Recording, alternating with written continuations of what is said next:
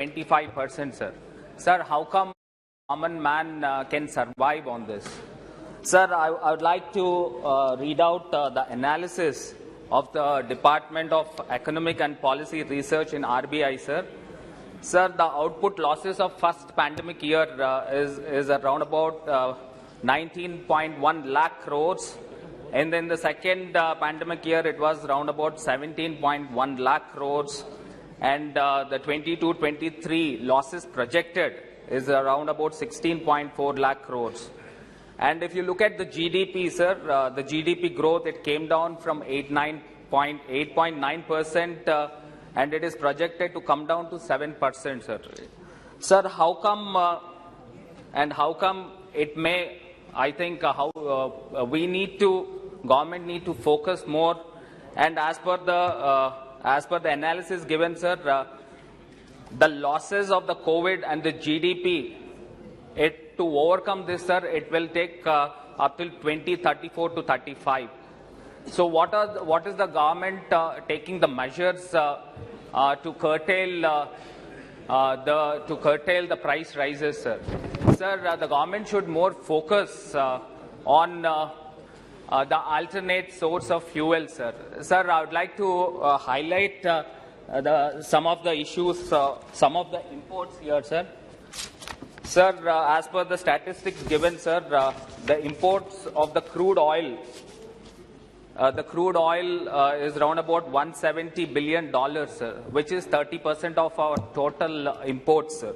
And especially the precious metals like gold and the precious gems, it is around about $88 billion, sir. It is around about 15% of our imports.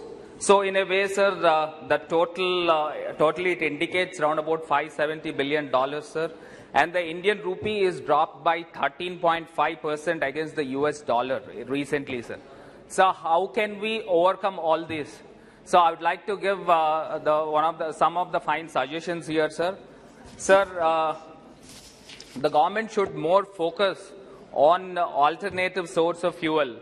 Sir, I'll give you an example here of hydroelectric power stations, sir, like Three Gorges Dam in China. It produces around about 22,500 megawatts of power, and it says around about 110 billion units per day, sir.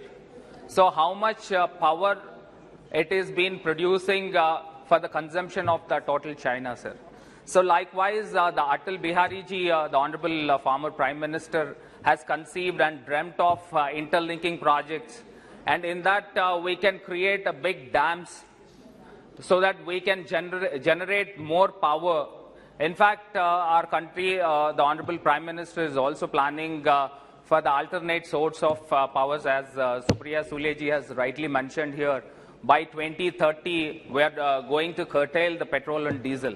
So how come it has been possible in a span of 8 years? The government should more focus on that, sir. Sir, and one more thing I would like to add here, sir. Sir, as our country is an agrarian country, since the independence of 75 years of independence, our country is more into the agriculture products. Sir, even still today, we are the major importers of the palm oil, the edible oils. And the duty of the import is much higher. Because of this, the war crisis, the edible oil has skyrocketed. So the government need to promote the local edible oils like coconut and mustard, and also to reduce the import duties for this edible oil, sir. And also, sir, our farmers are really, and even though the government has given a lot of incentives for the fertilizers, sir, and subsidy is offered by the government, sir, but even still, the fertilizers prices have creeped up and have skyrocketed, sir. Sir, we need to ensure sir, we have more time, sir, at least 3 more minutes. Sir, we need to ensure the farmers. The total time allotted is only just 2 hours. total time allotted for the discussion. Sir, here is the number is 22, sir. Please At don't- least 5 minutes has to be allotted. No, you continue, but don't please claim any time. Okay. Sorry. There's a fair suggestion. As per the speaker's direction, it is 2 hours, and each party's time is well enunciated here. That's why. Yes, you Yes, continue, sir. but please. Sir, yeah, I'll confine, sir. Sir, we need to ensure the farmers. Sir, we need to ensure the farmers with the preventive measures to earn more profits, sir. Sir, I also suggest here, sir, that MSP should also be revised to keep the pace with the inflation, sir. Sir, the government should more focus and encourage the farmers with the alternative crops, sir. So we've been importing cotton, we've been importing the finished goods of cotton, even edible oils. So instead of that, we need to encourage our farmers to produce more what we are importing from the other countries, sir. Sir, I'll give you some suggestions here, sir. The unpredictable monsoons have been one of the major factors for the inflation also, sir. Sir, here to keep it intact, diversify to alternative crops and encourage farmers with incentives, and the rainwater harvesting, reuse of organic waste, desalination of water, so on, sir. And the government should more focus on the free trade agreements for stabilizing the export and import, sir. India has seen the notable positives from FTA in the recent past, sir, as the data shows a significant increase in the exports to some countries, sir. So in that way, as I said earlier, so government should more focus on alternative fuels, yes, and the government should make the common man live with the limited budgets what they have, sir. So in this, the long-term plan, the government should focus in a coming couple of years, should take preventive measures to control this. Thank you, sir. Thank you very much. Now, Sri Uday Pratap Singh ji. धन्यवाद सभापति महोदय। आज लंबे समय के बाद ये सदन दोबारा से अपनी गति से चालू हुआ है। सबसे पहले तो मैं स्पीकर साहब का और पूरे सदन का धन्यवाद ज्ञापित करता हूं कि पूरा हिंदुस्तान बहुत आस भरी उम्मीदों के साथ हमको यहां भेजता है इन्हीं सब चीजों पर चर्चा करने के लिए, उनके निर्णय कराने के लिए। महंगाई पर आज सभापति महोदय यहां पर चर्चा स्थापित की गई है और आदरणीय मनीष तिवारी जी और विपक्ष में हमारी बैठी कनिमोई जी वगैरह ने बड़े महत्वपूर्ण चीजें सामने रखी। मुझे लगता है महंगाई के ऊपर चर्चा करने के पहले हमको कई चीजों की तरफ ध्यान देने की आवश्यकता है। वस्तुओं की कीमतें अगर बढ़ी हैं, मैं अगर शब्द लगा रहा हूं, अगर बढ़ी हैं तो उनके पीछे कारण क्या है? भारत में अगर वस्तुओं की कीमत बढ़ रही है तो उसके प्रभाव कैसे हैं? कीमतों को कम करने के लिए सरकार ने कदम क्या उठाए? कोविड-19 महामारी जो वैश्विक अर्थव्यवस्था के लिए एक चुनौती थी, 2.5 वर्ष 3 वर्ष पूरा संघर्ष किया पूरी दुनिया ने, उसने क्या प्रभाव छोड़े? रूस और यूक्रेन के बीच में जो आज युद्ध चल रहा है, युद्ध के दौरान और युद्ध के बाद पूरी दुनिया पर उसका क्या असर पड़ेगा, क्या पड़ रहा है? चीन जो एक अपनी आंतरिक व्यवस्था के साथ संघर्ष कर रहा है और वहां पर जो मांग और पूर्ति का जो एक असंतुलन हुआ है और बाहर से मांग जो बढ़ी है, उसके कारण दूसरे देशों से जो निर्यात की प्रवृत्ति बढ़ी है, जिससे वस्तुओं की कमी आने के कारण जो कीमतों में वृद्धि हुई है, हमें उस पर भी ध्यान देना पड़ेगा। माननीय सभापति महोदय, मनीष तिवारी जी ने कहा था कि हमने 27 करोड़ गरीबों को गरीबी रेखा से ऊपर निकालकर उनको ले गए थे और माननीय मोदी जी की सरकार में दोबारा से गरीब हो गए। कनी मोदी जी ने कहा कि देश में गरीब बहुत संकट में है, 300 रुपए उसको मजदूरी मिलती है और उसका घर नहीं चल रहा। मनीष तिवारी जी ने यह भी कहा कि हिंदुस्तान में 92 पूंजीपतियों के पास जितना धन है उतना 55 करोड़ लोगों के पास, गरीब लोगों के पास। मैं सभापति जी ये बात इसलिए कह रहा हूं, यही सब कारण तो है जिसकी वजह से प्रधानमंत्री जी इतने संजीदगी के साथ इस देश को बनाने में लगे। अगर ये सब कारण नहीं रहे होते तो मोदी जी ने ये नारा क्यों दिया होता? सबका विश्वास, सबका विकास, सबका विश्वास और सबका साथ। सबको समान करना है, गरीब को ऊपर ले जाने का काम करना है, मध्यम वर्ग को उच्च वर्ग की तरफ ले जाना है। यही चुनौतियां तो थी जब तो प्रधानमंत्री ने इन चीजों को सामने रखकर एक प्रोजेक्ट, पायलट प्रोजेक्ट के रूप में इनको रखा और काम करना चालू किया। हम कैसे भूल सकते हैं कि लॉकडाउन के समय पूरे दुनिया में हर चीज की जो आवश्यकता थी उसको पूर्ति असंभव थी। उन विपरीत परिस्थितियों में हमारे देश के प्रधानमंत्री माननीय नरेंद्र मोदी जी ने, हमारी सरकार ने आवश्यक वस्तुओं को घर घर भेजने का काम किया और हिंदुस्तान में किसी चीज की कमी नहीं आने दी। मैं आपके माध्यम से यह भी कहना चाहता हूं कि लॉकडाउन के बाद की चुनौतियों से पूरी दुनिया जूझ रही। आज कम से कम हम स्थिति में हैं कि सामान्य रूप से इस देश को हम चला पा रहे हैं, तो उसके लिए हम अपनी सरकार और प्रधानमंत्री जी का धन्यवाद ज्ञापित करना चाहते हैं। लगभग हर हमारे स्पीकर ने, सभापति महोदय, पेट्रोल और डीजल की कीमतों के बारे में कहा। मैं आपके माध्यम से सदन से आग्रह करना चाहता हूं, अगर पेट्रोल और डीजल की कीमत पैनिक नहीं होती तो हमारे प्रधानमंत्री जी इस देश में एक साथ 8 से 10 रुपए लीटर की छूट का ऐलान एक दिन में क्यों करते? उनको इस बात की चिंता थी कि पेट्रोल और डीजल का दाम कहीं ना कहीं हमारे मध्यम और निम्न मध्यम वर्ग को कहीं चुनौती के रूप में सामने आ रहा है, तभी तो उन्होंने एक साथ इसको कम करने का काम किया था, हमारी शुल्क कम करने का काम किया था। मैं बहुत जिम्मेदारी से कह सकता हूं कि भाजपा शासित राज्यों ने भी उस समय 2 से 2.5 रुपए लीटर के हमारे दाम कम करने का काम किया था। किसने मना किया था कि पश्चिम बंगाल में दाम कम नहीं करना? किसने कहा था कि राजस्थान में ड्यूटी कम नहीं करना? आज भी मैं जिम्मेदारी से कह सकता हूं कि हिंदुस्तान में सबसे महंगा अगर पेट्रोल कहीं मिल रहा है तो जयपुर के अंदर मिल रहा है। उसमें सरकार किसकी है ये बताने की आवश्यकता नहीं। मैं माननीय सभापति महोदय आपके माध्यम से कहना चाहता हूं कि यूपीए के 10 सालों में, हम 70 साल का हिसाब नहीं मांग रहे, हम 10 वर्षों में यूपीए के अगर पेट्रोल डीजल की कीमतें बढ़ी हैं तो उनकी बढ़ने की दर थी 116%। उसकी तरफ शायद अतीत में ये अध्ययन नहीं करना चाहते या उसको जानबूझकर सदन के सामने नहीं रखना चाहते। और हमारी एनडीए सरकार में अभी 7 साढ़े 7 वर्ष में अगर पेट्रोलियम प्रोडक्ट की जो दर है उसकी बढ़ने की गति जो है वो 16 से 17% है केवल। 116% और 16 से 17%। ये मेरे आंकड़े नहीं, मैं अर्थशास्त्र का व्यक्ति नहीं हूं, इकोनॉमिस्ट नहीं हूं, लेकिन अपने अध्ययन आंशिक ज्ञान के आधार पर यह कह सकता हूं कि ये बातें पब्लिक डोमेन में है, सब लोगों के सामने।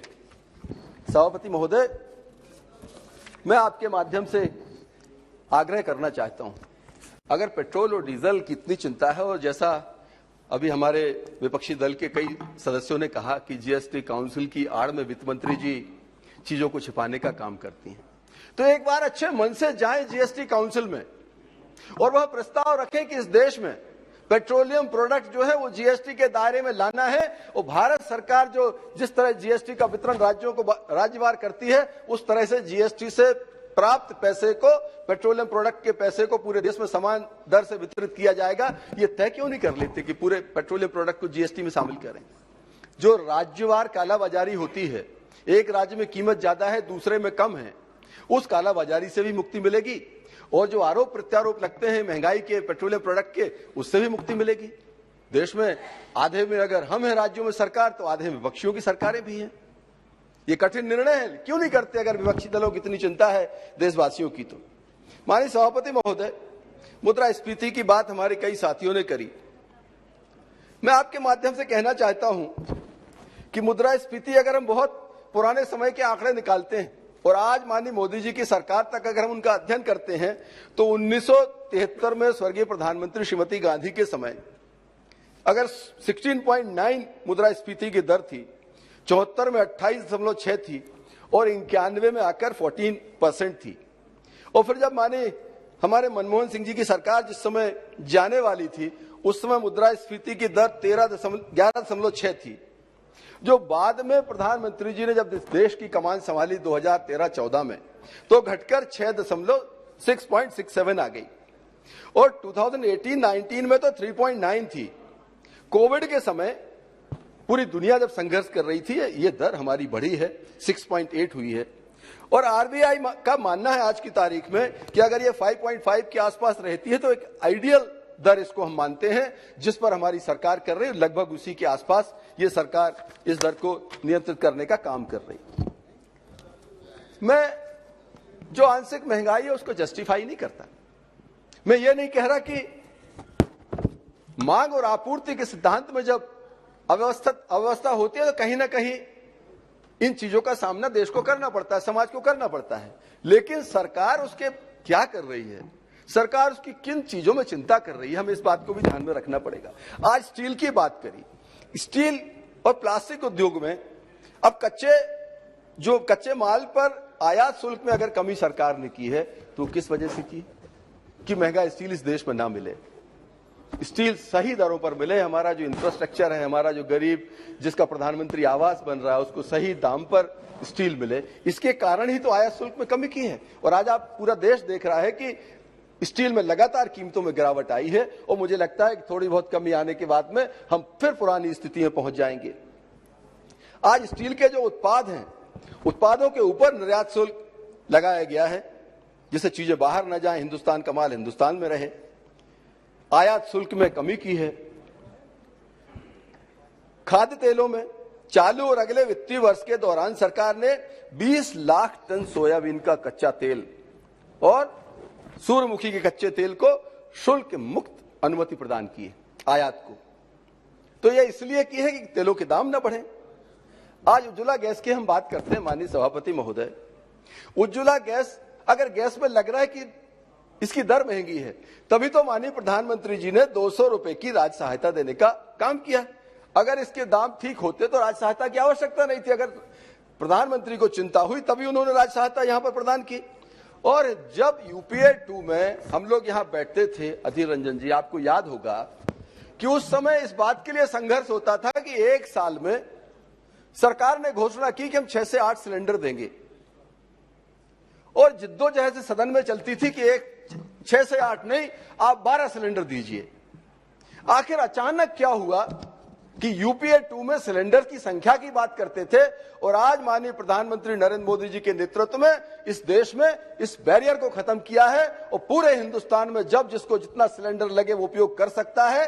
और इसके साथ 9 करोड़ उन गरीब महिलाओं के घर के चूल्हे में फ्री में गैस का सिलेंडर कनेक्शन भेजने का काम हमारी सरकार ने किया है। एक तरफ सिलेंडरों की संख्या हम बताते थे और आज असीमित 9 करोड़ महिलाओं को। और सबसे महत्वपूर्ण सभापति महोदय, अभी जो सेल्फ डिक्लेरेशन के लिए प्रधानमंत्री जी ने कहा है, जो महिलाएं छूट गई, जिनके पास आधार कार्ड नहीं है, जिनके पास बीपीएल कार्ड नहीं है, जो लेकिन गरीब परिस्थिति की है, उनको लगता है इन पेपर्स के कारण उनको गैस का सिलेंडर चूल्हा कनेक्शन नहीं मिल पा रहा सरकार की तरफ से। प्रधानमंत्री जी ने ऐसी 1 करोड़ महिलाओं के लिए कि वो सेल्फ डिक्लेरेशन के साथ वो कहें कि मैं गरीब परिस्थिति की हूं, मुझे इसकी आवश्यकता है सहायता की, 1 करोड़ महिलाओं के लिए अलग से ये प्रावधान किया है। मैं धन्यवाद देना चाहता हूं पेट्रोलियम मंत्री और प्रधानमंत्री जी का। सभापति महोदय, सरकार चीनी की महंगाई की बात कर रहे हैं। चीनी के निर्यात के संबंध में सरकार ने स्पष्ट कहा है कि 100 लाख टन की सीमा निर्धारित की है। यह सुनिश्चित किया जा सके कि अक्टूबर में जब चीनी का सीजन शुरू होगा तो 3 महीने की खपत को कवर करने के लिए सरकार के पास भंडारण रहे। 100 लाख टन की कैपिंग हमारी सरकार ने की है। यह केवल इसलिए कि कीमतों को नियंत्रित हम कर सकें। खाद्य सुरक्षा सुनिश्चित करने और कीमतों को कम करने के लिए गेहूं के निर्यात पर हमने प्रतिबंध लगाया है। चालू वित्तीय वर्ष में 1 लाख करोड़ रुपए के बजटीय प्रावधान के अतिरिक्त सरकार किसानों को उर्वरक पर 1,10,000 करोड़ की अतिरिक्त राज्य सहायता देने के लिए सरकार ने तैयारी की है। अगर सरकार चिंतित नहीं होती, देश की 65 से 70% आबादी किसानों की है। सरकार उन 65% आबादी की चिंता के कारण सरकार ने जो निर्णय लिए, आप देखिए 2011-12 में जो समर्थन मूल्य था हिंदुस्तान में चने का 2800 रुपए था। आज मोदी जी की सरकार ने उस समर्थन मूल्य को 2800 से बढ़ाकर 5200 रुपए अगर किया है, उसी 65% की आबादी की चिंता के कारण तो किया है। आज मसूर का 2011-12 में 2700 रुपए समर्थन मूल्य था। तो समर्थन मूल्य की बात करते हैं, 70 सालों में समर्थन मूल्य 2700 रुपए मसूर का पहुंचा था और हमारे प्रधानमंत्री जी ने केवल 2021-22 में उसको 5300 रुपए 5300 रुपीस पर लाकर खड़ा किया है। लगभग दुगने के बराबर समर्थन मूल्य को भेजा है। अरहर 3000 रुपए समर्थन मूल्य था 2011-12 में, आज 7000 रुपए के आसपास है। लोग गरीब की थाली से दाल गायब होने की बात करते हैं, वो 65% आबादी इस देश की जो मूंग का उत्पादन करती है किसान की, उसके समर्थन मूल्य को 3000 रुपए से 7300 रुपए 7300 अगर किसी ने किया है तो हमारी एनडीए की माननीय प्रधानमंत्री नरेंद्र मोदी जी की सरकार ने किया है। ये बात मैं इसलिए कह रहा हूं कि किसान का जो अनाज महंगा होता है, ये कई बार मीडिया के मित्रों से भी मैं आग्रह करना चाहता हूं सदन के माध्यम से, जैसे ही अनाज महंगा होता है इस देश में एक साथ आवाज आती है कि कोई कहता है गरीब के घर से आटा गायब, कोई कहता है किसान अपना गरीब की थाली से आपकी दाल गायब।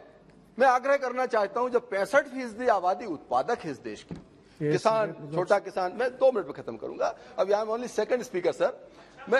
मैं आपसे आग्रह करना चाहता हूं, देश की 65% आबादी जब खेती पर निर्भर करती है, 65% आबादी किसानी पर निर्भर है, तो उसका अनाज अगर महंगा होता है तो इसमें हमारे पेट में दर्द होने की क्या जरूरत है? ये क्यों चिंता का विषय? किसान की जेब में पैसा जाएगा, मैं इस बात को हमेशा कहता हूं, किसान की जेब में पैसा जाता है, वही पैसा निकल के बाजार में जाता है, उसी पैसे से स्टील खरीदता है आदमी, उसी पैसे से दालें खरीदेगा, उसी पैसे से आटा आएगा, उसी किसान के पास जो व्यक्ति मजदूरी करता है उसको मजदूरी के माध्यम से पैसा जाएगा, सरकार के मनरेगा के माध्यम से पैसा जाएगा। जब बाजार में पैसे का फ्लो बंद नहीं होना चाहिए, अगर बाजार में पैसा घूमता रहेगा तो आंशिक महंगाई भी व्यक्ति के लिए चुनौती नहीं होती अगर उसके पास पैसा है। और सरकार ने सबसे ज्यादा फोकस किया है, किसी भी सेक्टर में पैसे की कमी नहीं आना चाहिए। इंफ्रास्ट्रक्चर के मामले में अगर सड़क बनती है, सड़क बनेगी, व्यापारी का स्टील बिकेगा, सड़क बनेगी, प्रधानमंत्री आवास बनेगा, सीमेंट उद्योग चलेगा,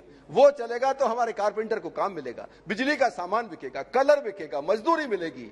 मतलब कितनी चीजें हैं जो इस रुपए के पीछे चलती हैं। तो सबसे महत्वपूर्ण काम अगर हमारी सरकार ने किया है तो आम आदमी की, किसान की, जरूरतमंद की, गरीब के पास पैसे की कमी ना हो, बाजार में पैसा चलता रहे। इस चुनौती को सरकार ने अगर सहजता से पार किया है तो मैं उसके लिए भारत की सरकार को धन्यवाद देना चाहता हूं। माननीय सभापति महोदय, सबसे बड़ी चुनौती थी 2013-14 के बाद इस देश को भ्रष्टाचार मुक्त व्यवस्था देने की। इस चुनौती को अगर सफलतापूर्वक किसी ने पूरा किया है, हमारे देश के जननायक माननीय प्रधानमंत्री नरेंद्र मोदी जी ने किया है। हिंदुस्तान में भ्रष्टाचार मुक्त सरकार दी है। आज हमारी चाहे केंद्र की सरकार हो, चाहे राज्यों की सरकारें हो, भ्रष्टाचार का कोई आरोप नहीं लगा सकता। जबकि दूसरी सरकारें चल रही हैं, आप देख रहे हैं, कहीं 50 करोड़ जब्त हो रहे हैं, कहीं 100 करोड़ जब्त हो रहे हैं, कहीं गाड़ी में एक करोड़ रुपए गाड़ी के अंदर, हम गाड़ी में 5000 रुपए रख के ले जाने में सोचते हैं क्या करेंगे, कार्ड है उसका उपयोग कर लेंगे। लोग 50-50 लाख रुपए लेके गाड़ियों में ट्रेवल कर रहे हैं। ये चुनौती थी।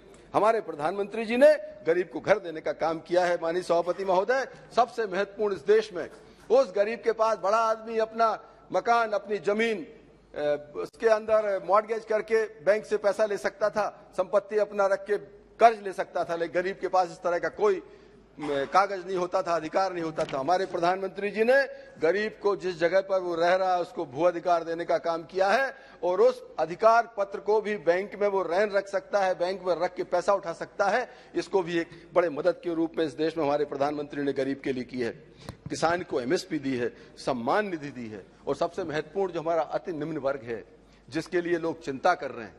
आप केवल भाषण देते हैं विपक्ष के लोग, लेकिन माननीय प्रधानमंत्री जी ने, हमारी सरकार ने उन स्ट्रीट वेंडर्स के लिए भी, फुटपाथ पर काम करने की विपरीत परिस्थितियों में अगर महंगाई बढ़ी है, कोविड के कारण अगर देश में थोड़ा बहुत ये कुप्रबंधन हुआ है, तो उसको दूर करने के लिए हमारे स्ट्रीट वेंडर्स को भी सीधी मदद करने का अगर काम किसी ने किया है, हमारे देश की सरकार ने किया है। माननीय सभापति महोदय, आज आयुष्मान अगर लाए, देश में अगर गरीब की चिंता नहीं होती, गरीब के पास पैसे की कमी है, इसीलिए तो आयुष्मान लेकर आए।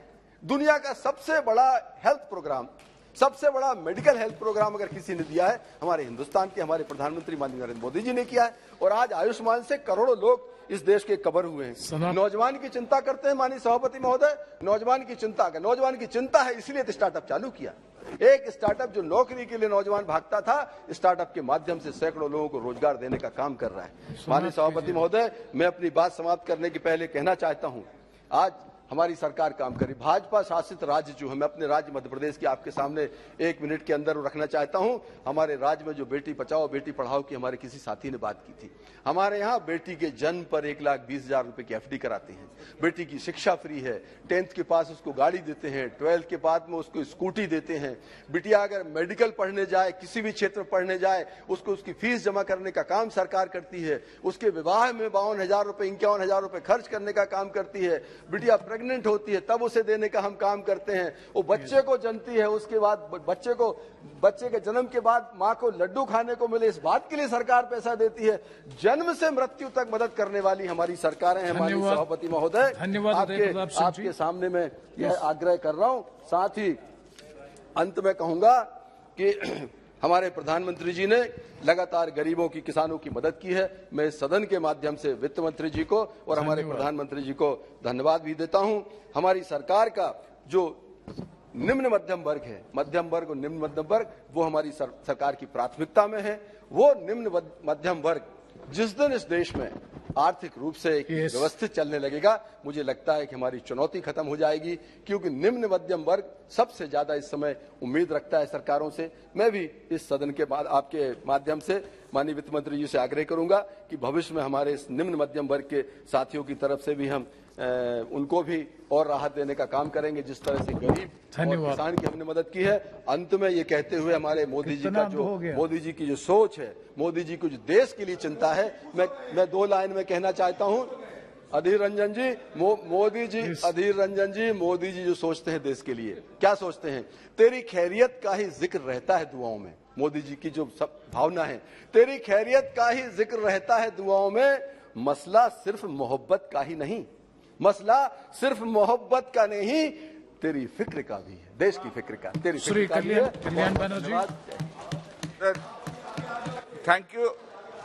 Thank you, the Honorable Chairman. Sir, you being a member of Parliament, you maintain records very well so far the parliamentary proceeding is concerned. At least more than me. Everybody knows about that. During 15 Lok Sabha to 17 Lok Sabha, nearly 70 times, directly or indirectly, we discussed about price rising, price hiking, and at Rajya Sabha 11 times on this subject. But the central government is incapable to arrest such price hiking during these 3 reasons, 15th, 16th and 17th Lok Sabha. Sir, I was hearing this speech.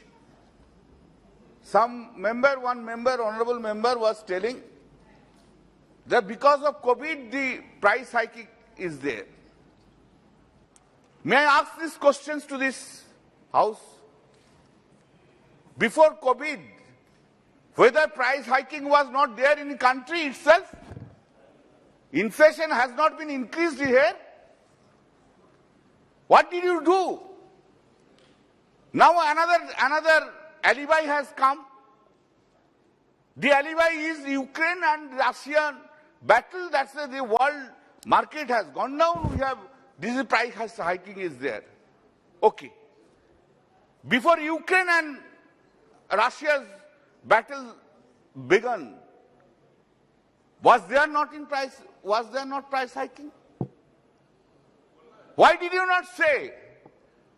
आपने कोई कभी नहीं बोला ये देश का all world में सब देश का साथ अच्छा रिलेशनशिप है, इसलिए हमारा देश अच्छा चलता है। अब तो वो नहीं बोला, आप बोला हमारा नरेंद्र मोदी के लिए देश अच्छा चला, कभी तो नहीं बोला। अभी आप बोल रहे हैं क्या? Ukraine and this Russian battles fight, this market economy, everything has gone down. कभी तो आप नहीं बोला वो सब, ना एलिबाई लेके आ रहा है। Sir, the international monetary fund is calling on governments to focus support packages to those most in need to avoid triggering recession. It is a fact that out of 130 crore people, over 97 crore Indians or about 71% of the country's population, are unable to afford nutritious food in our country itself. All limits of price rise have been crossed. When government imposed GST of packaged food items like milk, dahi, lassi, chuda, muri, paneer and other nutritional food items, which has seriously affected the intake of the consumer. India has become top world milk producer as minimum profit sector in the country. But this policy will soon help big players to enter into the sector, which will adversely affect small dairy farmers of the country. Milk consumers are price conscious, and milk with muri, chuda, sattu and milk products are essential consumables. The government should roll back of the decision. Due to 12% of the GST on condensed milk, butter, ghee and cheese, the wholesale inflation for milk product rises at 20.33% in June 2022 against 6.96% in 2021. Rising food prices have become painful to us, where 42% of household incomes are spent on food in India. India's wholesale price inflation also runs at 30-year high. 30 years. 2021-2022 has become the year with the highest average yearly wholesale price increase in the past decade at 13%. All records have crossed. हमारा 70 बरस, उसका 70 बरस, छोड़ दीजिए उसको. अभी देश का आदमी का क्या हो रहा है ये देखिए. Much of this increase is driven by fuel prices, which accounted for 25% of the jump in wholesale prices. Prices for manufactured products contributing 60% to the wholesale price index. Sir, I will give just few details, just few items. Rate of inflation. That's the commodity items that we every day all we use. Inflation rate in June 2021. Primary articles was 8.59%. Inflation rate June 2022, it has increased to 19.22%. Cereals, it was minus 2.77% in June 2021. It has increased to 7.99% in the month of June 2022. Wheat, it was minus 1.77% in the month of June 2021. In the month of June 2022, it has increased to 10.34%. Vegetables, it was minus 0.78% in June 2021. COVID का time में कमती था. It has increased. Now, 56.7% of the vegetables. Potato. Somebody was talking about tomato. First see potato, then you see tomato. Potato, minus 31.09% in the month of June 2021. It has increased to 39.38%. Fruits, in the month of June 2021, 6.96%. It has increased 20.33% in the June 2022. Fuel and power, most important now, 29.32% in the month of June 2021. Now it has increased to 40.38%. Cement, lime, plaster, 2.13%. It has increased to 9.16%. As per NSO, the consumer food price inflation for rural area was 3.9% in March 2021. It went up to 8.04% in March 2022. Similarly, in this CPI inflation for rural India has gone up to 7.66% in 2022 from 4.61% in March 2022. Your years, 2 years. Just see, within 1 year where it has gone, how much it has been increased. poor or rural households in general are actually not getting food within their expenditure basket due to high prices, which is a sign of deep distress, particularly among the poor population. Rural inflation was recorded at 7.09% in June, while urban inflation was at 6.92%. Sir, value of average annual food expenditure for household across India has risen from 24,615 in 2014 to 15 to rupees 28 to 8,017 2020-21. 2014-15 आपने आया, हम लोग कोई नहीं आया. That time it was 28,870. Now it has increased to 33,610. This is not due to rise in income, but due to price rises of food items during the period. Sir, a recent report has said that fastest economic growth rate has trickled down to an average Indian household. Indian economy is facing stagnation, which means the unemployment and inflation belong same time continuously high. High inflation has come on the back of higher food and beverage prices. Data analysis shows food and beverage circulate contribute 43,000 to inflation year on year, 119% in a month to month. So the wholesale price index based on inflation rose to an 8-year high of 7.3% in March and is elevated to 7.8% higher on food. Fuel prices. Food prices, which comprises about half of the inflation basket, accelerated 7.75% in June, while fuel and electricity prices went up to 10.39% from a year ago. Sir, Superior Soleji was telling very correctly that regarding the bank account transaction, when Ravi Shankarji was the minister, he thought about the digital India. Modi ji also thought about the digital India. For bank transaction, we are paying. We are paying. Just lift the veil. Just lift the veil and then you can see how the money is squeezing from the general people at large. If you take checkbook now, you have to pay GST. You have to pay GST. This is the correct picture has been shown. I am thankful to Madam Superior Sole that she has pointed out fast. This has happened. Now, everyone is talking about this banking system in online banking, online banking. Whose profit it is? For whose benefit? Consumers or bank itself? This is the question now has come for consideration. Yes. Sir, I will just finish.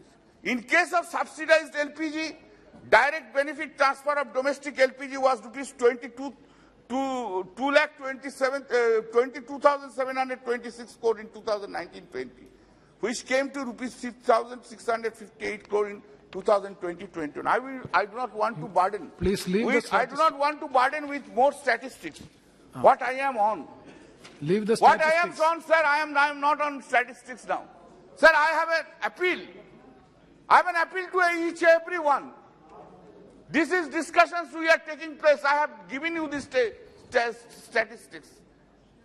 More statistics will come next month. Another statistics will come. Some arguments will be there from there. Some points will be taken from there. We will also criticize. But ultimately, who are the sufferers in this country itself? Ultimately, who are suffering? These poor pupils are suffering. What you are doing? अरे सिर्फ रोने के लिए कुछ नहीं, काम नहीं होता है. आगे बढ़ रहा है देश, आगे कहाँ बढ़ रहा है? You are a member of parliament. You have seen. You have gone to the rural places. I go to the rural places. My 4 constituencies, extremely rural areas. You have given the gas cylinders. You have given the cook ovens. What are they doing? Subsidies are not there. Now they are not using. Not these poor women are not using gas cylinder, gas ovens, nothing. It has been kept in the almirah. Now they are using all this again coke and the wooden things for making their... Yes, Kalyanji, now conclude. Thank you, sir. I am lucky that whenever I speak, you are there. Thank you very much. Thank you. Yes, Madam Jyoti Mani ji.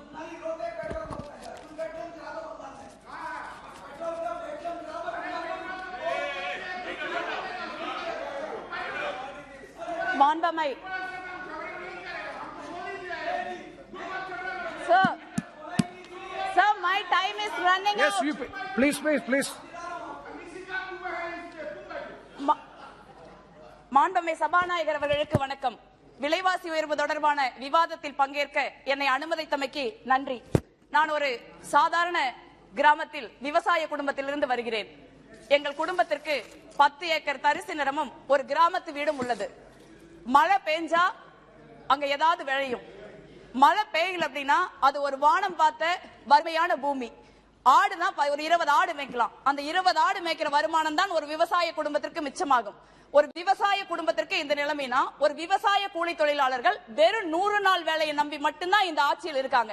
அவர்களுடைய கஷ்ட காலத்தில் ஒரு தேவதையாக வந்து அவர்களை காப்பாற்றுவது 100 நாள் மகாத்மா காந்தி 100 நாள் வேலை வாய்ப்பு திட்டம். அதற்காக அன்னை சோனியா காந்தி அவர்களுக்கு இந்த தேசம் நன்றி சொல்கிறது. எங்கள் மக்களின் சார்பாக நான் இங்கே அதை பிரதிநிதித்துவப்படுத்துகிறேன். இதுதான் எங்க ஊரோடைய நிலைமை. எனது கரூர் நாடாளுமன்ற தொகுதியுடைய நிலைமை, எனது தமிழ்நாட்டின் நிலைமை, உங்கள் ஆட்சியில் இந்தியாவின் நிலைமை இதுதான்.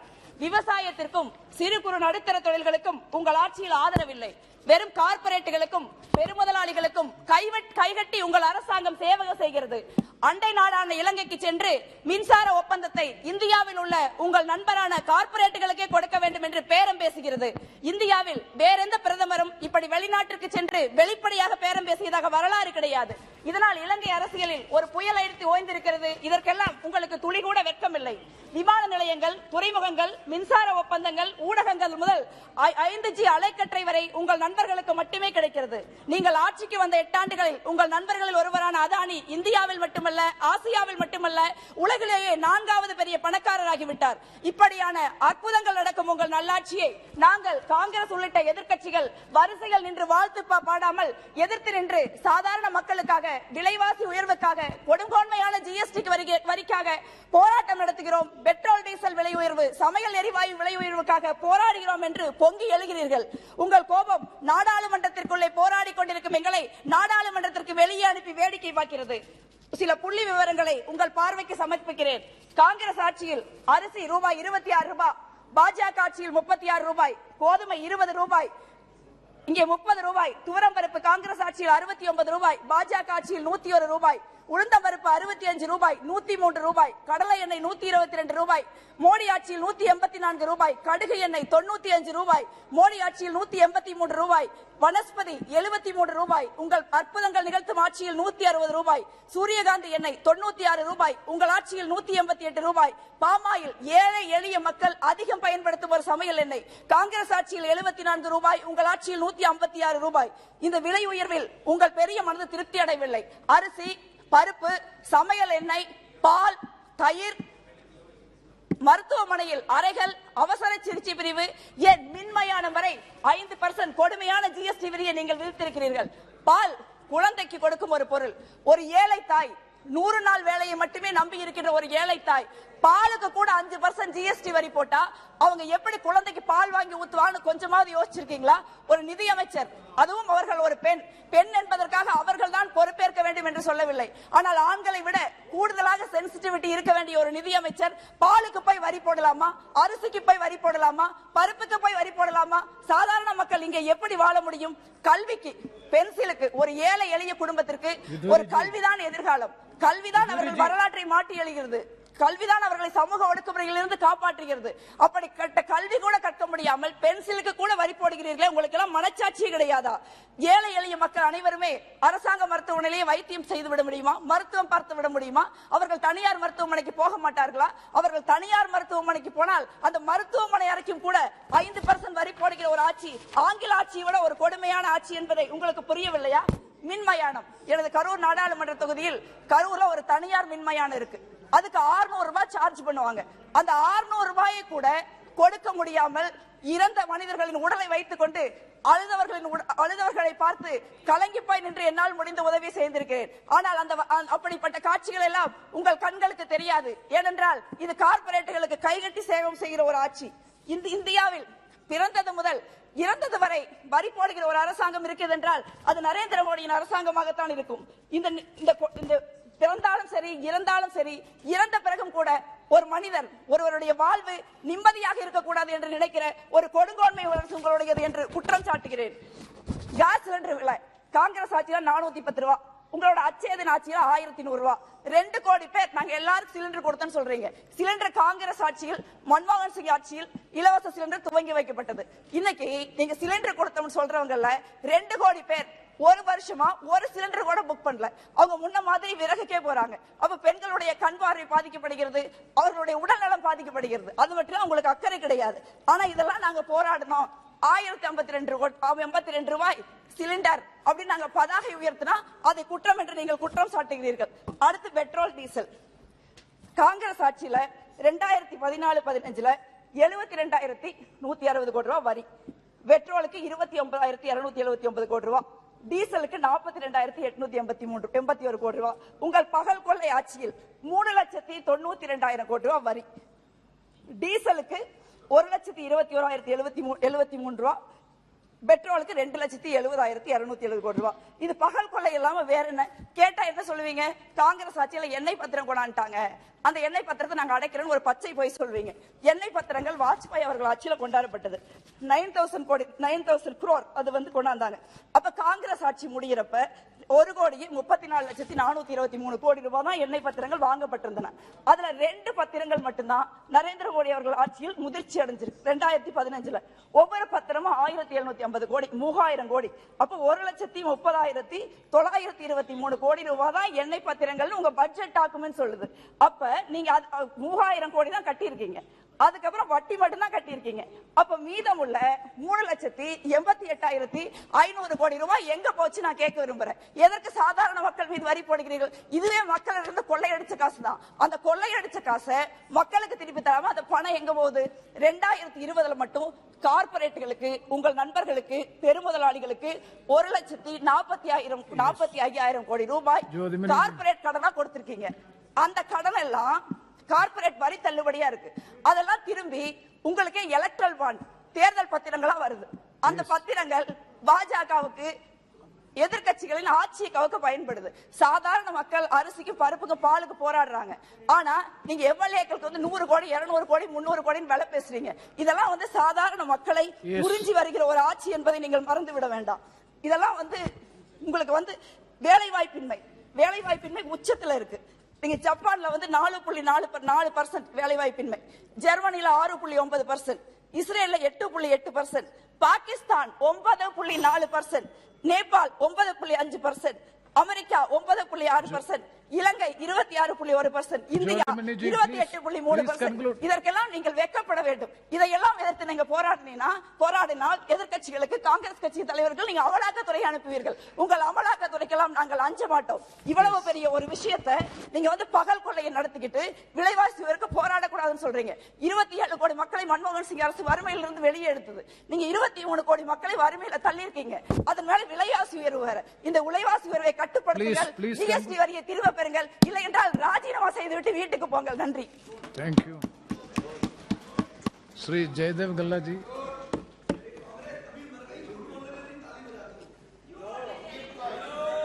Thank you, sir, for giving me this opportunity to speak on this very important subject.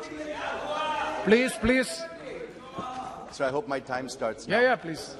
Sir, although it's within the purview of the finance minister, and she will be responding at the end of this discussion, I feel that if the Honorable Consumer Affairs Minister can also intervene in the discussion and apprise the House on what his price monitoring division in particular and his ministry in general has done to monitor, control and contain prices of essential commodities, it would definitely add value to this discussion, sir.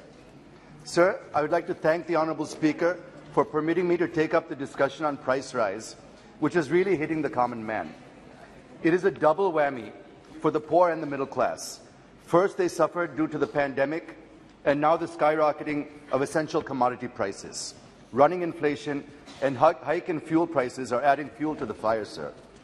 Sir, I hope that manthan of this debate will give Amrit in the form of suggestions, and I'm confident that the Honourable Finance Minister and Consumer Affairs Minister would take them in good spirit and act on them to rein the prices of essential commodities, which are really pinching everyone, sir. I tried to analyze, with my limited knowledge, the main reasons behind the rise in prices of essential commodities and found unabated increase in the price of petrol and diesel are the main reasons, followed to some extent by the Russia-Ukraine armed conflict. It is not just the common man, but even small businesses like restaurants, food joints, hotels and others that are also suffering. There is substantial increase in prices of fuel, vegetable, chicken, edible oil, fruit, gas, etc. And small-time restaurants cannot increase the price of food items. If they do, they lose customers, and if they don't, they're incurring losses. Such is the situation, sir. They are in a paradox. So for all these ills, I feel the only solution is to bring the petrol and diesel under the purview of GST, sir. This is my first suggestion to the Honourable Finance Minister. Sir, inflation is hovering more than 7%, much more than the RBI's threshold limit of 6%. For many months now, the CPI has been hovering around 8.5%, and the WPI registered 16% in May. The inflation is nothing but taxation without legislation, sir. I agree with the Finance Minister that price is a global phenomenon, and India cannot be insulated from this. I also agree to some extent when the Finance Minister says that the Russia-Ukraine conflict also disrupted supply chains and resulted in increase of prices. This is true, but at the same time, inflation is majorly caused due to two reasons. One is demand pull inflation, and the other one is cost push inflation. The former can be controlled with reducing money supply or increasing prices through taxation. But when it comes to the latter, the measures needed are to increase the supply to meet the demand, which is not happening. And with floods in almost every part of the country, this will further worsen in the coming days. I would like to know from the Honourable Finance Minister the details of monetary, fiscal, administrative and price control measures taken by her and the RBI to control the inflation. This is my second point, sir. Sir, my next point is on containing retail prices. As per the existing system, retail prices are fixed by market forces, and people think that the government has a limited role to check spike in an unacceptable price rise. This is not true, sir, not fully true. Look at the legal metrology packaged commodities rules. It has a provision to fix the retail price of essential commodities if the prices of which go up, and now retail prices have shot up abnormally. It is not applicable to just packaged commodities, but also applicable to loose items sold in retail market. So I suggest the Honourable Finance Minister and also Consumer Affairs Minister to take proactive steps and fix the retail price for essential commodities for a certain period of time in the interest of consumers. Sir, I just have two more minutes and I'll conclude, sir. Sir, vulnerable sections of the society are suffering with high prices of commodities right from vegetables, pulses, oil, milk and whatnot. But to rein in high prices, we have one more mechanism, that is market intervention system, sir. The objective of this scheme is to intervene and to stabilize the prices in the market and to ensure that shortages do not adversely impact the consumers. So the House would like to know, and the country would like to know, what interventions the Government of India has made through the market intervention schemes to stabilize prices and whether such initiatives have given good results. Sir, it is not just the market intervention scheme. We also have the Price Stabilization Fund to tackle inflationary trends. So what the Ministry has done to implement this to deter speculative and hoarding of essential commodities may also kindly be explained to the House. The next point I wish to make is relating to GST imposed on curd, buttermilk, lassi, atta, rice, etc. from the 18th of this month. Sir, you know that the GST collections are breaking records and giving huge revenue to the government. By imposing 5% on these items, how much extra could we possibly earn, sir? Secondly, look at the message that we are giving to the poor by imposing GST on these items to garner a few crores of rupees, sir.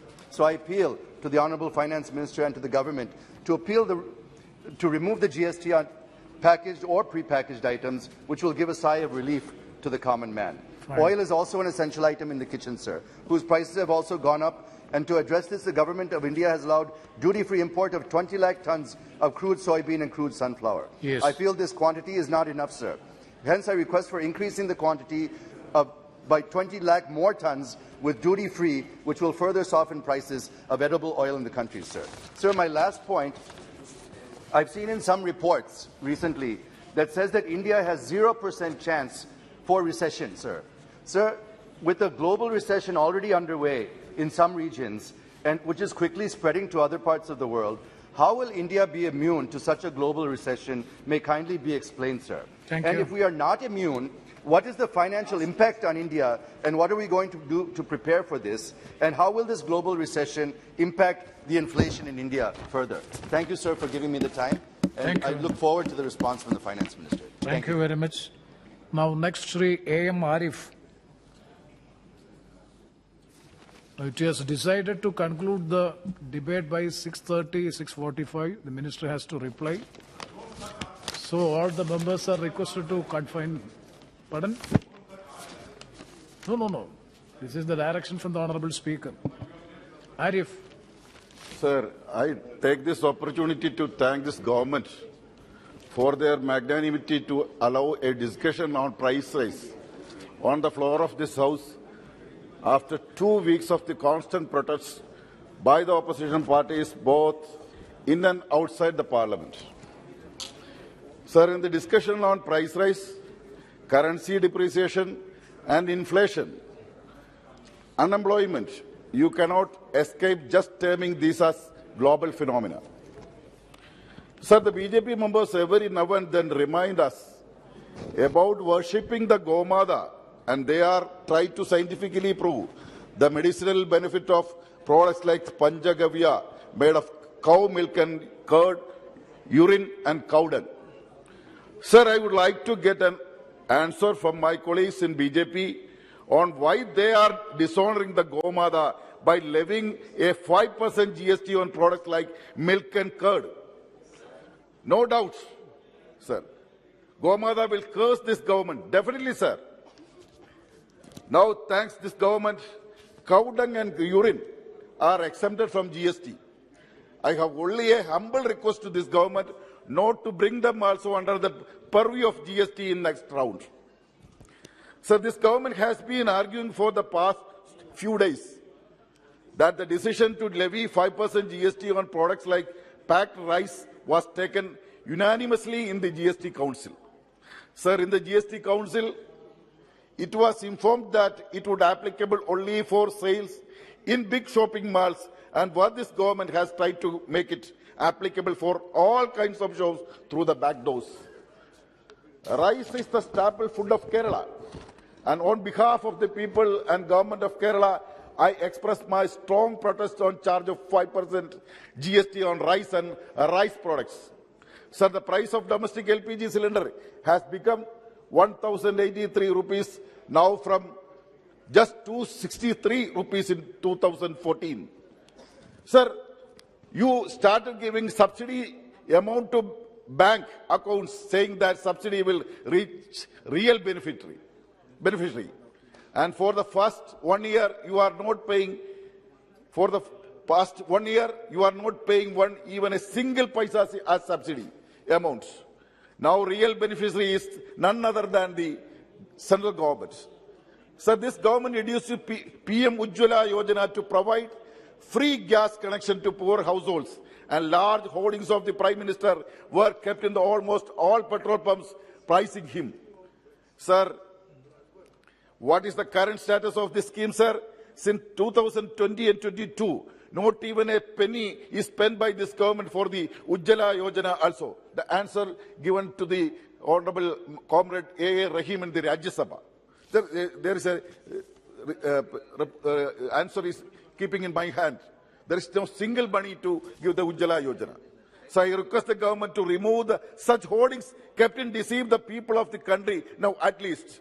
Sir, in the modern India, thousands of households switch to the traditional fuels not able to bear the price of LPG, sir. Sir, this government has come to power by giving false promise to the people of the country that is will reduce the price of the petroleum products including petrol, diesel, kerosene, LPG by half. India is the LPG liter is cost of highest in the world, petrol in third, sir. Sir, may I read one tweet of the Honorable Modi ji on May 23, 2012. Massive hike in petrol prices is a prime example of the failure of the Congress-led UPA government. Sir, regarding the value of rupee, sir, the Honorable Gujarat Chief Minister Sri Narendra Modi ji had made a spectacular speech long time back. I quote him, when the currency of a country is depreciated, it means that the country has become weak. In that speech, our Prime Minister exhorted that the value of India rupees against the US dollar went down the most during UPA regime. But was the situation, sir? 2014, if the exchange rate against the dollar was 63.33, but now it is 80. So I request the Honorable Prime Minister rewind that news clip available in social media and publicly offer apology for the people of the country for his remarks. If you wish to control the price rise wholeheartedly, there are so many alternatives. Please look into Kerala. The Kerala can become a model. Why not the whole India, sir? It just needs a government sensitive to the wishes of the people of the political willpower.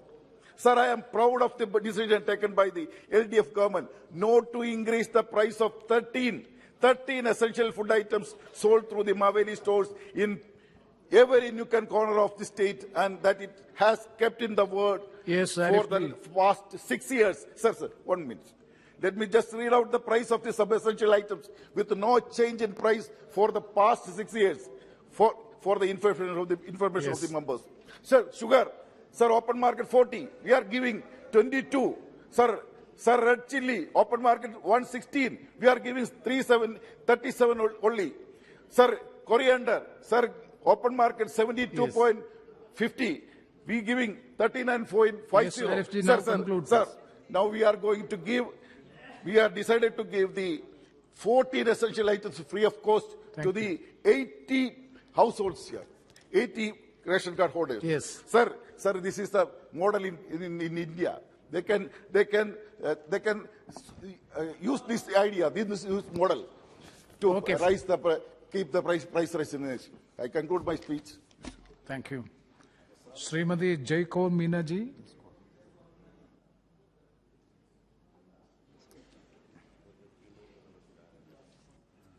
बहुत धन्यवाद सभापति महोदय। मैं बराबर सुन रही हूं कि महंगाई को लेकर जिस तरह से हमारे प्रतिपक्ष भाई सांसद और बहनें अपने विचारों को इस तरह से रख रहे हैं जैसे भारत में विगत 75 वर्ष में अपना पिछला इतिहास यदि ध्यान देते तो मैं सोचती हूं कि उनको सोचने के लिए और अपनी विचारों को व्यक्त करने के लिए कुछ लाइन मिल जाती। हमारी पार्टी के माननीय सांसद भाई उदय प्रताप जी ने जो भी इन सब की बातों को सुनकर जो उत्तर दिया, मुझे लगता है कि मांग और पूर्ति के समन्वय, मांग और पूर्ति के असामंजस्य को ध्यान में रखते हुए जिस तरह से हमारे देश के अंदर कुछ वस्तुओं पर महंगाई की मार पड़ी और उस महंगाई के कारण भी उन्होंने स्पष्ट किए, लेकिन फिर भी हमारे माननीय सांसदों ने, बहनों ने कुछ भावनात्मक बात भी कही। भावनात्मक बात मैंने सुप्रिया जी की सुनी। माननीय सुप्रिया जी बहुत ही वरिष्ठ सांसद हैं, कन्नी मौजी जी वो भी बहुत वरिष्ठ सांसद हैं और बहुत मैं सोचती हूँ कि उन जिनके पावन फटी विवाई वो क्या जाने पीर पर आई। मैं एक बात कहना चाहूंगी कि 60 साल और 8 साल की बात भी की। माननीय नरेंद्र मोदी जी के कार्यकाल में 8 साल का जो शासन रहा, गांव गरीब का, हमारे मध्यम वर्गीय परिवारों का, हमारे देश के सम्मान का, हमारे देश की सम्मान को जिस तरह से विश्व आज पहचान रहा है, आप सब यदि ये एहसास करते या अपने आप के मन में झांक कर देखते तो शायद ये पता चल जाता कि वो जमाना था जब देश आजाद हुआ, 33 करोड़ आबादी थी, लेकिन उस समय भी माननीय दिनकर जी ने एक बात कही थी कि श्वानों को मिलता दूध वस्त्र, भूखे बालक अकुलाते हैं, माँ की हड्डी से चिपट निठुर जाड़े की रात बिताते हैं। वो बात याद नहीं रही।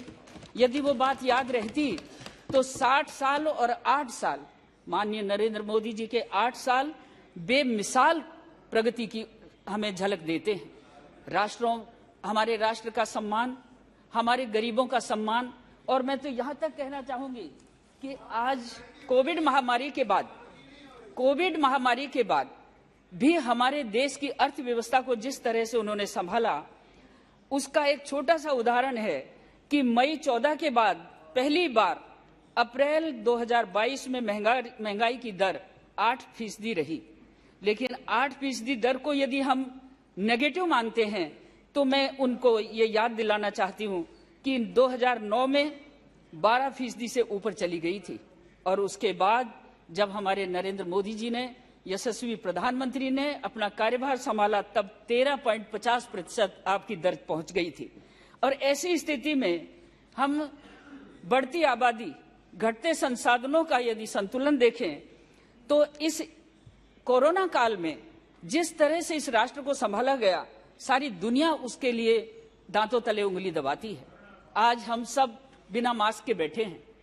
200 करोड़ के लिए टीकाकरण की समुचित व्यवस्था करने के बाद हमारे विदेशों में भी इस व्यवस्था तक को, इस टीके को पहुंचाकर उन्होंने वसुधैव कुटुंबकम की एक भावना को भी चरितार्थ किया है। गरीब के खाते में, गरीब किसान की चिंता। आप यदि महंगाई को देखें तो मैं सोचती हूं कि केवल डीजल, पेट्रोल और गैस के सिलेंडर के नाम पर ही महंगाई पर चिल्ला रहे थे।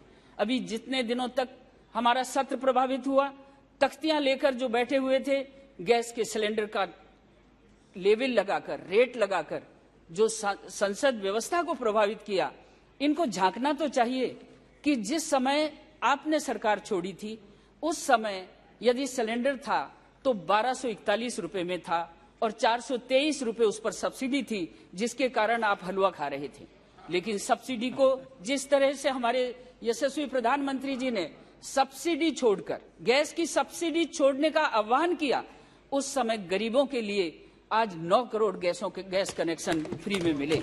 मैं ये भी कहना चाहूंगी कि आप किसान की बात करते हो, किसान के उत्पादन को यदि महंगा हो गया तो आप चिल्ला रहे हैं। ये पूरा सदन जो भी हम बैठे हुए हैं, मैं एक गांव गरीब की, एक अनपढ़ छोटे से किसान की बेटी हूं, छोटे से किसान परिवार की मैं बहू हूं।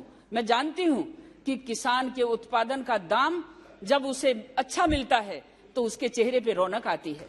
माननीय प्रधानमंत्री मोदी जी ने एमएसपी की जो वकालत की है, मेरे पार्टी के यशस्वी सांसद ने, उदय प्रताप सिंह जी ने जिस तरह से आपको बताया, मैं राजस्थान से आती हूं, बाजरे की एमएसपी 2300 रुपए करने के बाद राजस्थान की सरकार ने 1 किलो बाजरा नहीं खरीदा। किसानों को 1100, 1200, 1300 रुपए के रेट से उनको बेचना पड़ा। आज भी उनके घरों में बाजरा सड़ रहा है। अभी मैं ये भी कहना चाहूं कि अभी मैं ये कहूं, हमारे टीएमसी के भाइयों ने, बहुत अच्छी बहन ने बड़ा अच्छी तरह से लच्छेदार बातों में हमारी आलोचना कर दी, लेकिन उस आलोचना के पीछे कुछ सच्चाई भी रखो। मैंने अभी वेस्ट बंगाल के करीब 25-30 गांवों के अंदर मैं घूम कर आई। मैंने देखा कि छोटा सा पॉन्ड खुदा हुआ है, ना उनको शौचालय मिला। जो 12,000 रुपए हमारे मोदी जी ने शौचालय के लिए स्वच्छ भारत अभियान के तहत दिए, वहां शौचालय नहीं बना। उनको पक्का मकान के लिए दिए, वहां पक्का मकान नहीं मिला। उनके लिए किसान कल्याण दिया, वो उनको नहीं मिला। छोटे से तालाब में सड़े हुए पानी के अंदर पानी पी रही हैं, नहा रही हैं, और उसी तालाब के अंदर बतख पल रही है, मुर्गी पल रही है, और उन्हीं का उसी एरिया में केवल एक धोती को पहनकर मेरी बहन अपना घर का गुजारा कर रही है। आपके दिल के अंदर उस समय दर्द नहीं पैदा हुआ?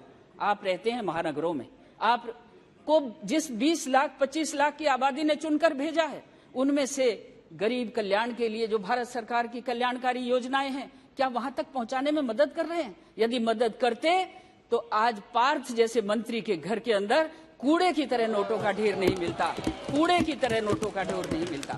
मैं बंधुओं ये भी कहना चाहती हूँ कि कांग्रेस के 3 एमएलए गाड़ियों में भर भर कर रकम ले जा रहे हैं। यदि डिजिटल करेंसी का माध्यम हमारे वित्त मंत्री जी ने, हमारे भारत के यशस्वी प्रधानमंत्री जी ने ये लागू किया, तो हमारा लेन देन जब इस तरह के काले धन को इधर से उधर करने में, ये पैसा किसका है? वो शिक्षकों का है, गरीब शिक्षकों का, जिन गरीबों ने 20-20, 25-25 लाख रुपए दे करके लेकिन उसमें फर्जी नौकरी मिली। और फर्जी नौकरियां लेने वालों के लिए क्या हम ये सब आपके कुकृत्य, ये बुरे काम क्या हमारी महंगाई को प्रभावित नहीं करते? क्या हमारी आर्थिक नीति को प्रभावित नहीं करते? मैं इतना कहना चाहूंगी आप सबको कि देखिए, जहां ये स्थिति थी भारत की कि भारत के मुखिया जब विदेशों में जाते थे तो कोई पहचान नहीं थी, उनको कोई मिलने नहीं आता था। आज मोदी जी जाते हैं तो तहलका मच जाता है कि मोदी मोदी मोदी, कारपेट बिछा करके उनको मिलने के लिए आते हैं। क्यों आते हैं? क्या वो करप्ट हैं? क्या वो बेईमान हैं? आज हमारा एक भी मंत्री किसी भी तरह के भ्रष्टाचार से लांछित नहीं है। ये 8 साल की बेमिसाल आप सरकार है, और आप इस सरकार के बारे में यदि कुछ सोचेंगे तो 10 करोड़ गरीबों को, आप तो कहते हो 10 करोड़ गरीबी रेखा के नीचे हैं। अरे गरीबी रेखा के नीचे से ऊपर उठाने के लिए पक्का घर, शौचालय, किसान कल्याण, गैस का कनेक्शन, बिजली का कनेक्शन, पानी टोंटी से मिलता हुआ, ये कभी सोचा था आप लोगों ने? ये कभी सोचा था? आज बढ़ती आबादी, घटते संसाधन का संतुलन करने के लिए हमारे यशस्वी प्रधानमंत्री और हमारे मंत्रिमंडल के सारे भाई जिस तरह से दिन और रात मेहनत कर रहे हैं, गुलछर्रे नहीं उड़ा रहे, मेहनत करते हैं। और मेहनत के साथ इस सरकार की नीतियों को, मोदी जी के आदर्श को, और पेट्रोल डीजल गैस की बात करते हो। पेट्रोल और डीजल गैस, गांव का वो गरीब, उसको पेट्रोल की जरूरत नहीं है, उसको सम्मानजनक जीवन जीने की जरूरत है। उस किसान को जरूरत है कि उसको बहता हुआ जल मिले, और वो बहते हुए जल के साथ अपने उत्पादन को बढ़ाकर महंगे दामों पर बेचे। आप तो खाने वाले हैं। वो अन्नदाता जो 65% के रेस, 65% काम करने वाला वो अन्नदाता, 25% उसके साथ काम करने वाले कृषि मजदूर, क्या कभी उनकी सोची आपने? कभी नहीं सोची। बंधुओं, मैं ये कहना चाहती हूँ, मैं आपसे 1 मिनट चाहूंगी। 1 मिनट। भारत की तेज गति से बढ़ती आर्थिक स्थिति को इसके भविष्य की तरफ इशारा है। ये इशारा है। अभी 8 साल में जो काम हुए हैं वो बेमिसाल हुए हैं। और ये भी सही है कि नेतृत्व किसके हाथ में है?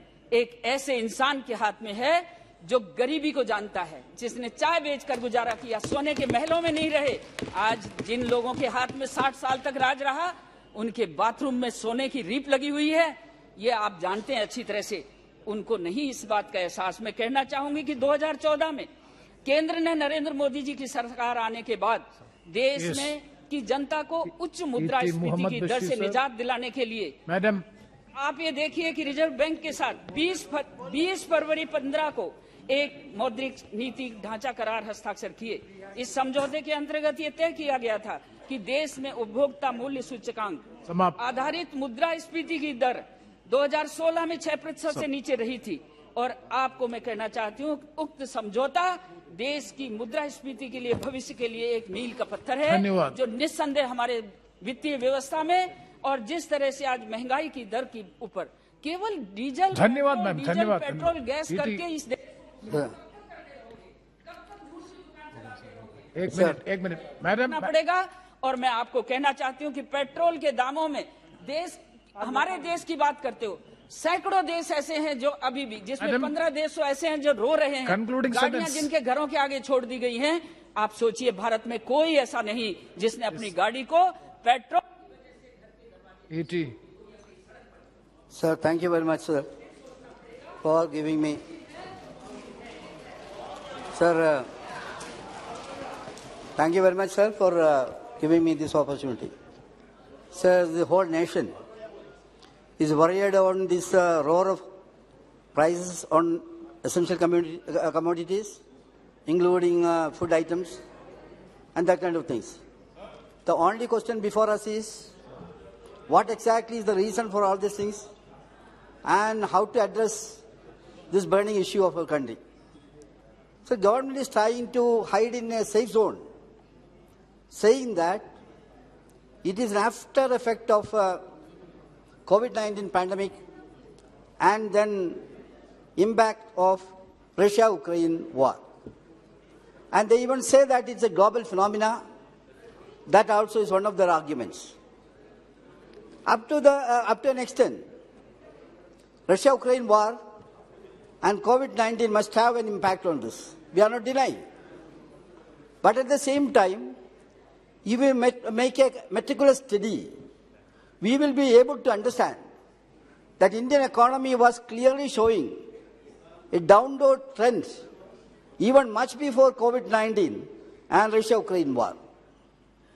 How was the management of financial fundamentals of this government? So there are certain yardsticks to measure it. What are they? Gross domestic product, unemployment rate, inflation rate, fiscal deficit of government, and domestic currencies relative value against US dollars, the balance of payment, the level of poverty and inequality. If we analyze all these things of past of this government, we will understand that the performance of this government was a poor show. They have to admit that thing. Of course, there was wide publicity and kind of declarations and false claims. So now what exactly is the position? Kitchens. It is in turmoil, sir. We had lockdown during COVID-19 period. So I apprehend we will have lockdown in our kitchens also because of this negative stand of the government. Similarly, sir, erosion of power, purchasing power of the people, that is diminishing like anything, sir. It goes without saying that family budget is collapsing. Similarly, sir, devaluation of Indian rupees against the dollar is a matter of worrisome. We can understand very well. A paradoxical situation is also coming up, sir. Dependability on import and diminishing trend in the export. That may worsen the things further. We can very well understand that import inflation, that also is going to be a burden on the people. That also is going to happen. So the GST Council decision on imposing tariff on the items of mass consumption, that also is there. It is also terrible, sir. My learned friends were explaining all these things. And that goes without saying, sir, that nobody can have any kind of adjustment in this. India's debit obligation, that also is very high, sir. It will also have a very big impact on our economic front and making a negative marketing sentiment against India. That also is happening, sir. If we analyze all these things, it is amounting to a bad position as far as India is concerned. So I wish to ask a question to the government, whether you are serious in this, whether you are honest to take meticulous kind of activities to arrest this kind of bad tendencies. Sir, I feel that this government is not at all interested in that. Government's priority is what? Government priority is not economic kind of reforms. At the same time, their interest is only on political kind of consideration. They are forgetting all these things when this kind of things are coming in place. Now see, what are the priorities? I don't want to elaborate it. One thing is, sir, my learned friend from the other side was saying that under Modi ji, they have made wonders. What is the position of India now, sir? Where India stand now? They were all saying that he made a wonderful thing in this country. Now see, I am quoting, sir, an organic report. That is UN's report. UNDP report says that Human Development Index 2020 is a report published by United Nations Development Program. India ranked as 131st position out of 189 countries indexed in the world. Yes. Where it is, sir? I am asking. They are saying, they are making proud claims. Similarly, sir, India slipped 8th position below the last year 142 rank out of 180 countries in the world. Now Press freedom. There also we can see, sir, I am concluding, sir. There also you can see India's position is much lower. Hungary in this, sir, there also India's position is with the African countries. When this country's position is that in the international index, yes. What is the meaning in your claims? I am going to conclude one more thing, sir, just one sentence. Sir, in order to have any progressive kind of thing in a country, a congenial atmosphere, peace and coexistence is an essential ingredient. Unfortunately, you are spoiling that. There are many things to say, sir. The people are now worried. This kind of, Now- various things are going there. We are opening, sir. I will try to say only one thing. Government is purposefully opening the floodgates of the tribunals. Thank you. There I am saying, unless you ensure peace in this country and do justice for everybody concerned, inclusive growth and that kind of thing, then only we will be able to attain the goals. Fine. Sir, Thank with you. a few words, I can go. Thank you very much. Thank you very much. Sri S.T. Hassan ji. Thank you very much sir, आपने Samajwadi party की तरफ से मुझे बोलने का मौका दिया और ये वो टॉपिक है जिस पे देश का हर इंसान इससे इफेक्ट होता है, इसीलिए पार्लियामेंट में इतना गतिरोध हुआ। आप जिस तरह से महंगाई देश में बढ़ रही है और जिस तरह से गरीब परेशान है, मुझसे और आपसे छुपा हुआ नहीं है। और मैं ये समझता हूँ कि इसकी मेन वजह जो डीजल और पेट्रोल के रेट्स जिस तरह से बढ़ाए गए हैं, हमें वो दौर याद है सर कि जब 140 और 150 डॉलर पर बैरल इंटरनेशनल मार्केट में तेल बिकता था तो हम 70 रुपए पर लीटर तेल खरीदते थे। और वो दौर भी हमने देखा कि जब 30 रुपए बैरल पर बैरल मिला, $30, तो हमने 80 रुपए खरीदा। ये डिस्पैरिटी आखिर क्यों? वो पैसा कहाँ गया? आपने किन चीजों में खर्च करा? आपने गरीब का और हम सब लोगों का किस तरह से खून चूसा, ये सबको मालूम है। मैं आपसे, आपके माध्यम से सरकार से कहना चाहता हूं कि अचानक एक फैसला आया कि डिमॉनिटाइजेशन हो गया साहब, नोटबंदी हो गई। नोटबंदी के बाद देश में क्या हालात हुए सबको पता है। हमारी महिलाएं, हमारी बहन बेटियां, हमारी घरवालियों के जितना भी जमा थी वो आपने निकाल के बाहर पहुंचा दी। वो अपनी इमरजेंसीज के लिए रखा करती थी। सर, हमारे देश ने बदकिस्मती से वो दौर भी देखा है कि जब इमरजेंसी आ गई कोविड की, हजारों लोग मर गए और गरीब के पास उसके बदन को जलाने के लिए लकड़ियां नहीं थी तो उसने नदियों में अपने परिजनों को बहाया था। उस गरीब की आह कोई क्यों नहीं सुनता? हम अपने ही सरकारों में मगन है, अपनी बातों में मगन है। आपने कोविड की वजह से तकरीबन 50 लाख लोग बेरोजगार हो गए। आपने वायदे करे थे 2 करोड़ नौकरियां देंगे, 2 करोड़ रोजगार देंगे। 8 साल में 16 करोड़ रोजगार मिलने चाहिए थे। अभी आपने रिपोर्ट देखी कि कुल 7 लाख रोजगार मिले। तो आखिर ये लंबी लंबी बातें करने से फायदा क्या है? क्यों मिसगाइड किया जाता है जनता को? आज हमारे रुपए की 80 से लौट के आया, एक डॉलर की कीमत 80 रुपए हो गई थी। एक दौर वो था कि थोड़ा भी बढ़ता था तो बड़ा शोर मचता था। महंगाई की बहुत बड़ी वजह ये भी है सर। मैं आपके माध्यम से ये पूछना चाहता हूं और ये कहना भी चाहता हूं कि कॉरपोरेट को आपने कितनी सब्सिडी दी? आपने गैस के सिलेंडर की सब्सिडी खत्म कर दी। आपने जीएसटी लगा दिया। आपने खाने पीने की चीजों पर जीएसटी लगा दिया। दूध दही जैसी चीजों पर जीएसटी लग गया। दाल और आटे पर जीएसटी लग गया। क्या आप ये चाहते हैं कि गरीब पैक्ड फूड ना ले?